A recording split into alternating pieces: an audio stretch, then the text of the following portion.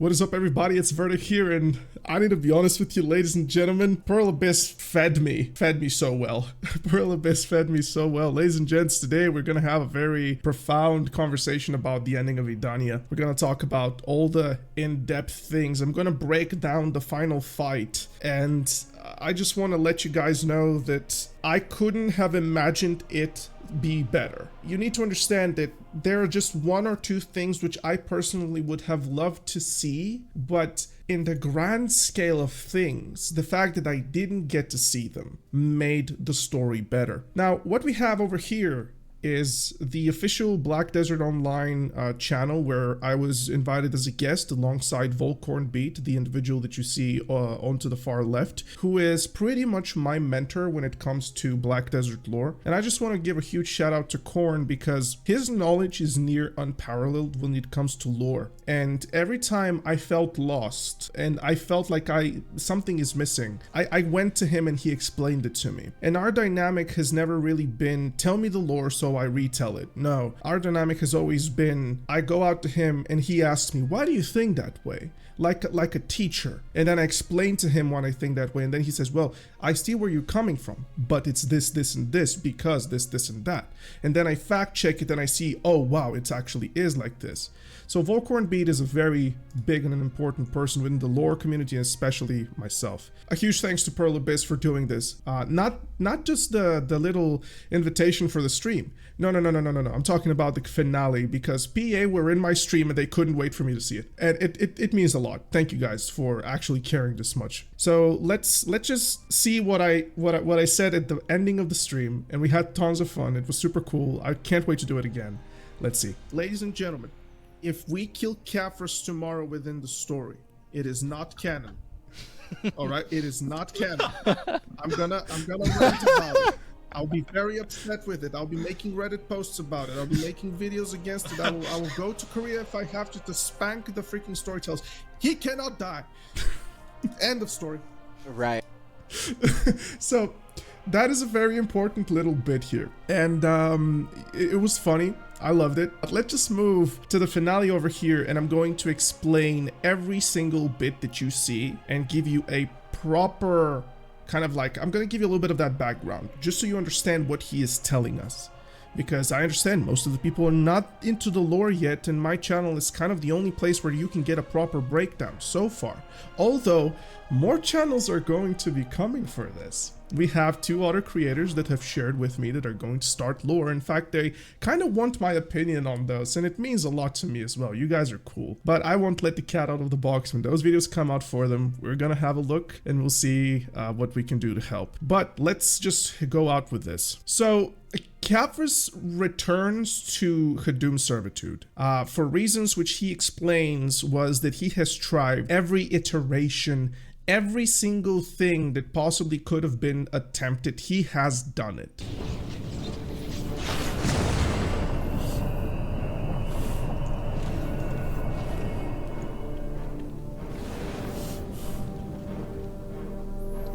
This is... What's wrong? I just want to say Pearl Abyss redeemed Goyen so well, and they redeemed the warrior with this, because Goyen came through to show that warriors are badasses and not just the filler main character plot story little guy. So yeah. Sense it. All the monsters are on the move.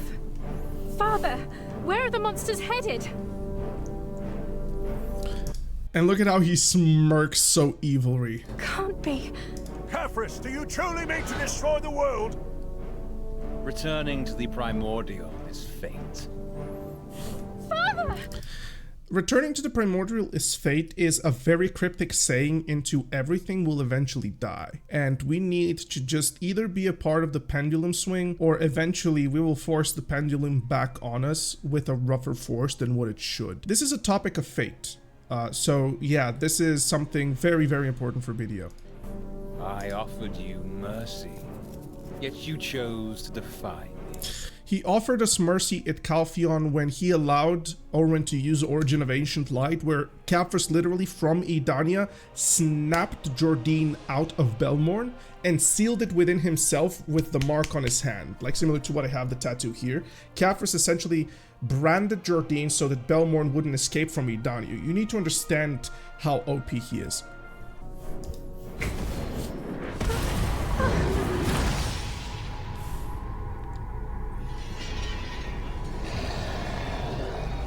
So cool.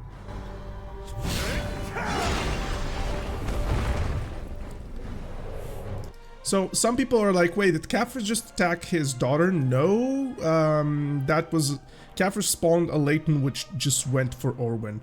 But I think he anticipated the fact that Goyen would be there. Caphras can do those things. Goyen, thank you.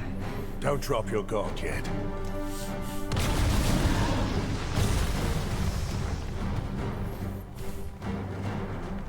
Father, why are you doing all this? Goyen, Adana, can you hold the monsters off for a bit? My father, I'll do what I must and get the light of ancient origin ready. Very well, if that's what you need. I'll help. Idana. So let's just scoot up a little bit before we get... there we go. Let's just actually do it here.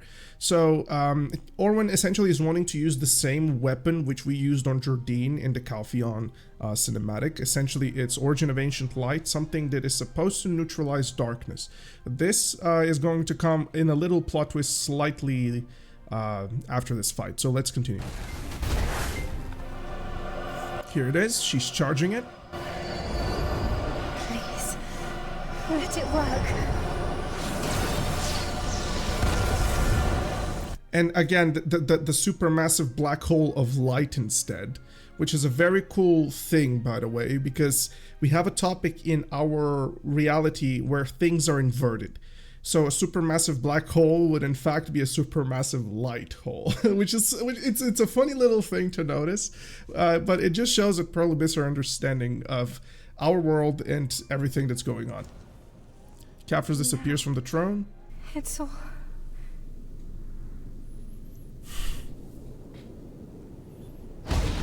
Hold on. Watch out! That's... I did what I could to stop her. Everything within my power. That is the truth.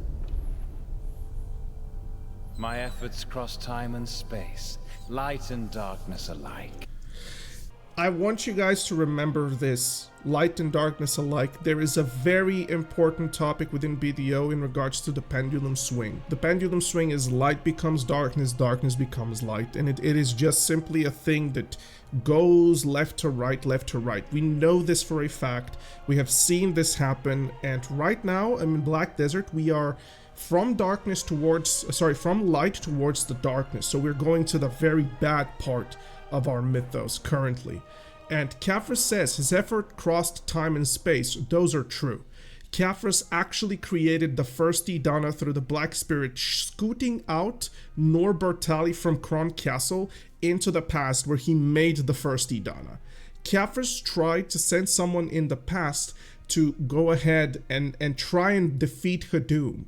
Caphras was the reason for the symbiosis of the Black Spirit, which is a little bit profound to think about.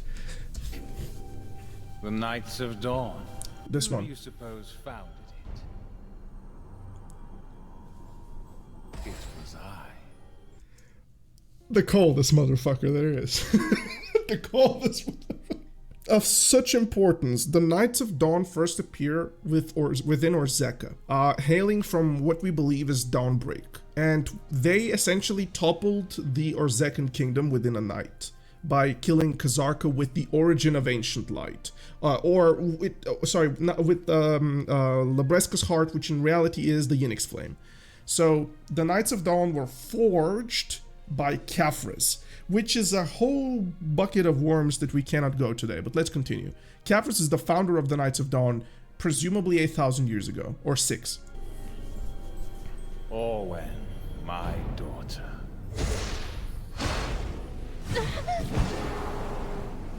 stand with me and witness the world's end by my side.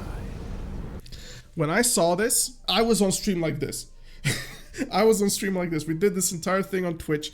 I was on stream like this. I couldn't believe what was actually going on. But then it started making a little bit of sense. And you need to understand, this is not a somebody character. Caphras is the strongest there is. So let's continue. He does something to Orwin, but don't worry about it. I'll explain it later down the line. Truly regrettable. Your blind folly only quickens our impending doom. Caphras! Who got Ichigo stopping Aizen's sword here? Who got that? Or in reality, it's actually Aizen stopping Ichigo's sword with a finger, but kind of the arm doing on the sword. Everybody in Bleach is gonna know what I'm talking about. Only the worthy have permission to stand before me. Something important here. Yes, he did kill Goyen. Just like that. He did kill Goyen just like that. He didn't take his essence or something. He literally snapped Goyen like Thanos did, which is a horrible ending for Goyen. It really is a horrible ending for Goyen. I don't know what precisely to make of this yet. You're the only one worthy to stand here. The key Cartier mentioned, it was you all along.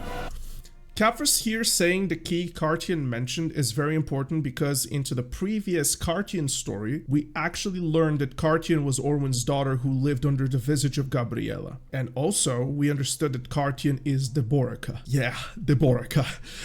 Crazy. I'm gonna go for that as well eventually, but yeah, for now let's just stay on this. And yes, this means that Cartian is Gabriella, and Cartian is indeed Caphras' wife.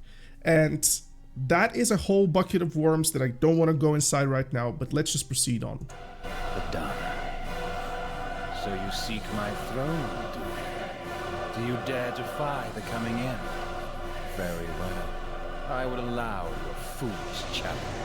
Behold the might of the goddess.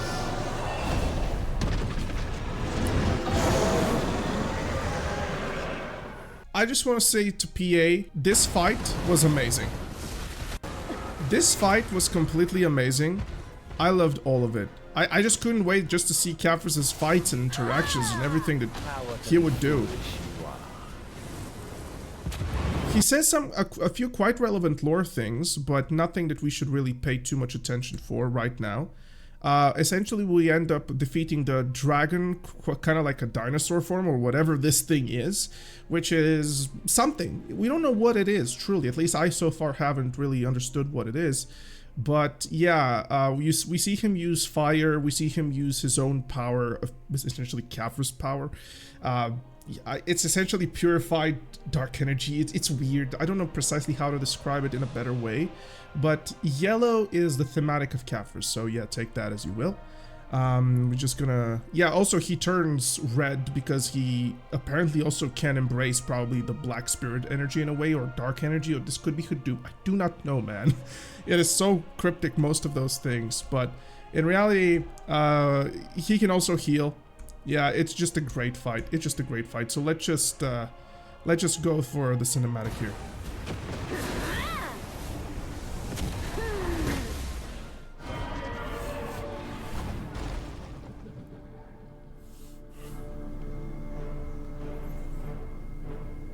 So, you do live up to your title of hero. Nothing will change. The beginning of a new end comes now. Someone just follow me while I'm offline. Flames of disaster will swallow you whole. Today, So,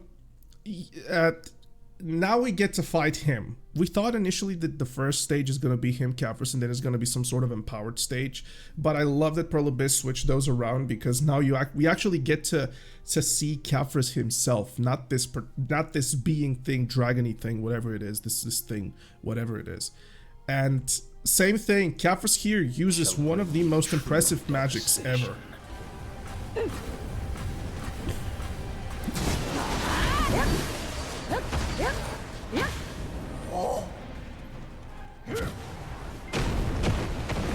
Look at that. Look at that. This is Godite magic. Caphras studied under the Labreve while he was in Elvian. He learned Godite magic and he became, quote unquote, one of the strongest sorcerers, which is essentially the variation of wizard, the variation of a mage over there, right? So he became an exceptionally, overwhelmingly powerful individual. And we get to see that knowledge here, which is so crazy and lore accurate. So yeah, he does crazy things. He summons Luthragons to fight for him. It is insane. He has assassin-y type vibes to him. He is a mixture of things, Caphras. Checkboard fight, he dashes through you. He is a mixture of things. And this is where I start actually going for him.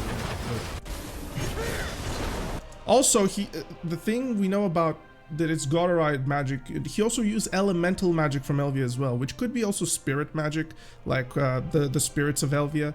Okiata, you know, what was it called? You have Okiata, you had Narc, you had, what was the fire one? I totally forgot.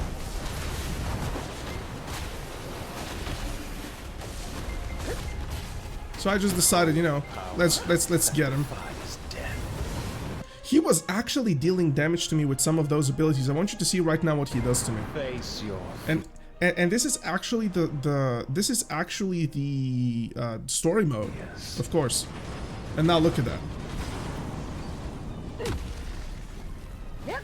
It is insane. Like this guy, look at this.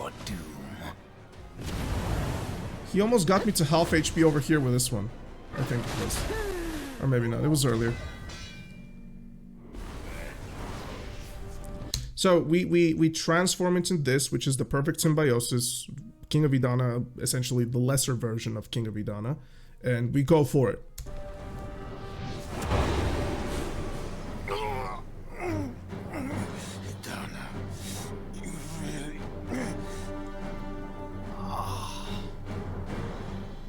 But it's all for naught. Coldest there is. Coldest there is. When you think you're fighting him, you're not fighting him. Do you understand Caphras now? When I told you in the past that Caphras is the strongest, and we just simply failed to comprehend how powerful he is. When you think you fight him, it may or may not be him. Have you already forgotten that I am immortal? The immortal alchemist, he cannot die. Let's proceed. All right. So what we're having right now is having our Idana energies drained into the heart of Adamagia. Or in other words, it is our black spirit energy, from the way I interpret it, being drained into the heart of Adamagia, essentially rendering us out of our power, which is a very important thing. And Heart of Adamagia is capable of I guess destroying black spirit energy, because its intent is to power the Aetors, which is going to destroy the black spirit invaders. Like, I'm not entirely sure how it operates truly, like 100%, but it seems to be draining us out of our black spirit energy, essentially out of our Idana power. Mortals can do nothing in the face of certain annihilation. Even the gods of this world kneel before her. Now, embrace despair. What I paused that so good. I paused that so good. So, what we are seeing here is, essentially, I do believe embrace despair means to become a Hadum servant. I'm not entirely sure if this is what he wanted us to become. He might recognize us as a very powerful thing, and if he gets us to his side, then perhaps, you know, I don't know. Very cryptic what's going on over here. But we see a staff which we know, and that staff is going to do something right now.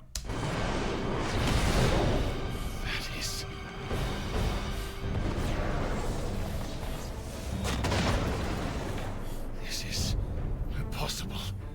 Could it really be?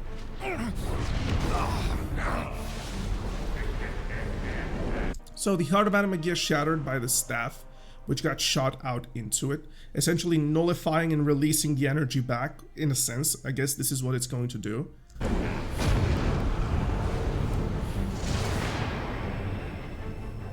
And now we equip the Godslayer armor, which is, I think, a metaphor for becoming the King of Idana. Yes. So you truly intend to claim the throne of this world? And now Caphras goes all out, by the way. This is all out. This is him going all out.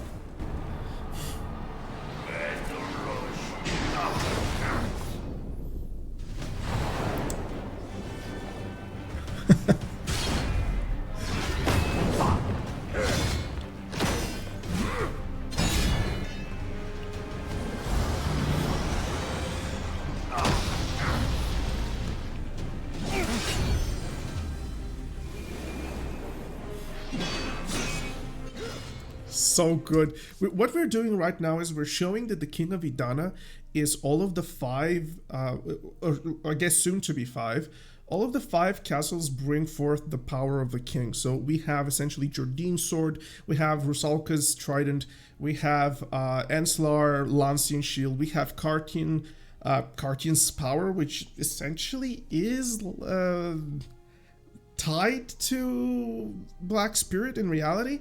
So that could be just an amplifier to it. And now Caphras, we're fighting all of the past 4 kings are fighting against the current king.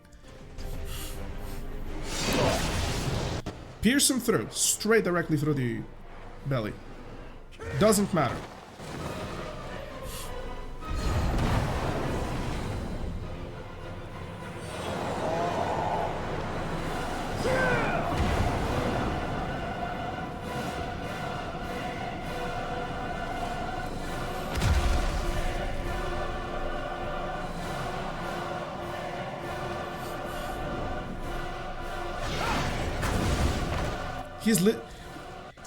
He is literally whooping our ass as King of Idana. Right, this is what he is doing currently. He is literally killing us. And we pull a Caphras on him, which is super funny.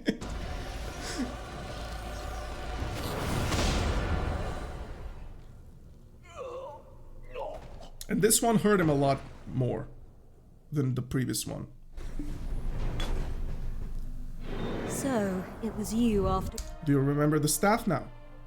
The staff is precisely this. The staff which got inside the heart of Madame Magia was precisely this. We're yet to figure out Elezra's motives around the heart of Madame Magia. At least I haven't read if there's something on it yet. Ooh.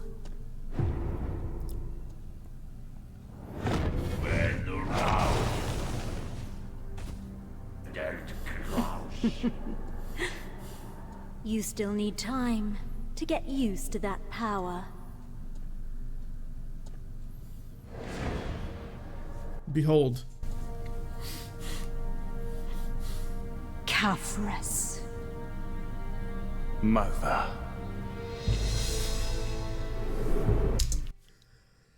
Alright. Finally got to where we should have gotten. So. Do you guys remember a few videos that I did? Like the one that Elezra is actually a god. And I had a video called Where is the Goddess Sylvia? Where I speak about things. And this happened 7 months ago. This happened 2 months ago. And we have plenty of others videos where we speak about that in particular. We have Orzekea Explained, which also touches upon Elezra as well. We have things. We have like the Fall of Velvia that explains this in a certain way. It is great. It is great. And I want you guys to pay close attention right now, because in my entire existence as a BDO lore freak, I never thought Pearl Abyss could do it better. And they did.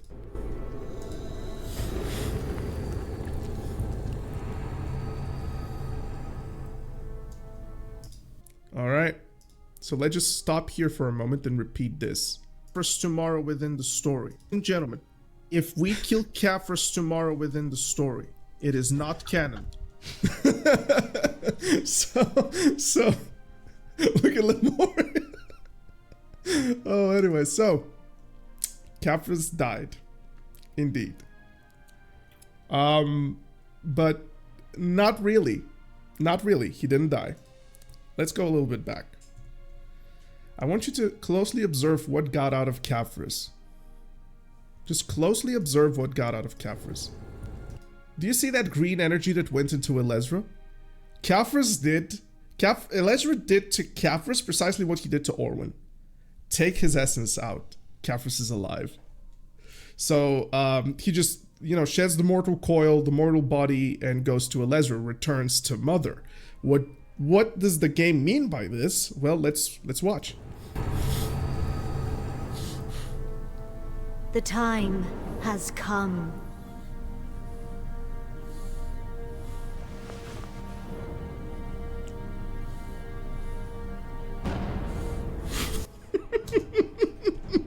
I can't get enough of this.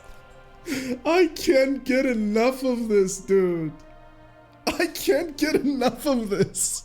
It is so good, brothers. Brothers and sisters, it is so good. I just can't get enough of this. Oh, let's go. At last, the King of Adana is born. Once, I believed that mantle mine to bear. But knowing it is yours, I'm happy, and yet saddened. Go on, ascend the throne, and then end me. For my sake.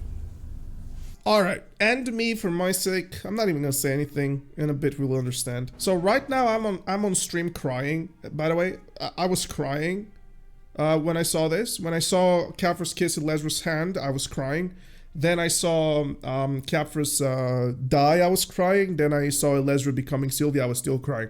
So let's just go forward a little bit because we have, as you can see, like I'm sitting AFK and this is quite a little bit of time. But let's just go a little bit further down the line. So we get to a particular cutscene. Oh, here it is. Here it is. All right.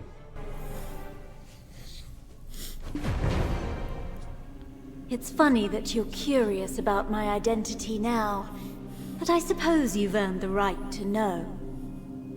I am Sylvia, the first goddess, the first will to awaken in this world. I saw the seed of life in this world, and from my essence, I bore children. Okay, this is like super important what she is saying right now because it is game breaking what she's saying. I saw the seed of life into this world. There was no life before Sylvia came, which is canon. We don't know precisely still how did she come truly, that is still very cryptic, and it needs to be very cryptic because an important piece of the story is having the player's mind occupied, which is something I absolutely love and enjoy. And as we see over here, we see this as if shattering. As you can see, there's like this statue as if stone breaking, and she's about to explain that. But they turned on me, exiled me, shattered my divinity. A powerful piece was twisted by madness, consumed by darkness. Now I am but a tiny fragment of Sylvia, a fragment of her reason. And this is the official ending of Black Desert Arc 1. And from now on, essentially, Elezra is... I'm right now freaking out on stream currently. So we get to ask so many questions, and essentially Elezra confirms, or rather Sylvia, we should literally call her Sylvia, although she says that I am pretty much Elezra. She has chosen this name for her. And yes, indeed, she is the Dark Goddess. All of those things are in fact true, but the Dark Goddess is Hadum, and the Thornwood Goddess, sorry, the Dark Goddess is Sylvia, and Hadum is the Thornwood Goddess, and they are all Sylvia, just different fragments shattered from Sylvia. So they're one identity but twisted and pushed towards a different direction, which is something like nobody understood truly. And essentially, this is the finale. This is the finale, the big reveal that Sylvia is her. And now we get to know the three questions which I've always spoken about in all of my videos. Whatever happened to Sylvia? what is the purpose of the Black Spirit, and Elezra's true motifs, all answered within Caphras' story. Their powers, the world was full of chaos. Each of them had different things they wanted to achieve with those powers. But then, in the midst of that chaos, a king arose, one who united them. The King of Adana formed the purest union with their Black Spirit, walked beside the darkness without ever being consumed. They were able to gather the will of the Black Spirits in each Adana.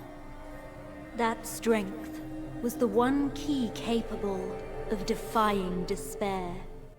And we get the biggest reason for the Black Spirit is to defy despair, because the Black Spirit can stand against Khadum, something that we've known. But in fact, the Black Spirit, the King of Idana, sets the trajectory of the Black Spirit, because the King of Idana is the hive mind of the Black Spirit. If you are King of Idana and your Black Spirit and you have a common agreement to withhold against despair, then all of the other Black Spirits are going to follow suit. The King of Idana sets the hive mind. And that is brutal, because now we understand why everybody is doing everything, because they know about it. And yep, all three questions answered. All three questions answered. I'm still freaking out at this point. Like, we have a little bit of an extra cinematic over here at the finale for Elezra. Oh, forgive me, Elezra asked if we would join her again as her mercenary, to which I personally said yes. The wheels of fate will naturally drive you to your role as king.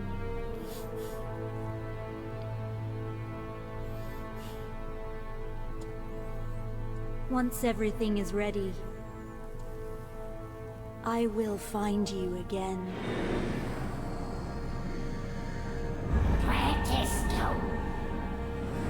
Until then, do take care of yourself.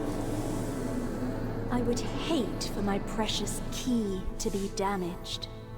And here Elezra tells us the most important thing. The key to Elvia is us, because only we can get in Elvia and stand beside Khadum and actually force him into submission. Elezra's true motives is not to defeat Khadum, but to submit Khadum so that Sylvia can be fucking remade. I love it. I love it so much. Oh, ladies and gentlemen, it's a big video. I understand. Apologies for the yapping, but my god, it's just so poetic. The way Caphras died, in reality, his physicality dying is the only way where that could have happened. Pearl Abyss understood that. The only piece that Caphras would submit to was his mother if he saw her. And here is Elezra coming through and Caphras recognizing her as Sylvia. We knew about this about a year ago almost, as if, but we never thought truly that it's gonna happen so well. Pearl Abyss cooked. You guys cooked. You should be proud of yourselves. Alright, everybody, I gotta let you go. Thanks so much for being a part of the channel, and I'll see you soon. Please like, subscribe, share those videos, because BDO Lore is something that brings us together, and I wanted to continue to do so. See you guys. Bye-bye. Bye-bye-bye.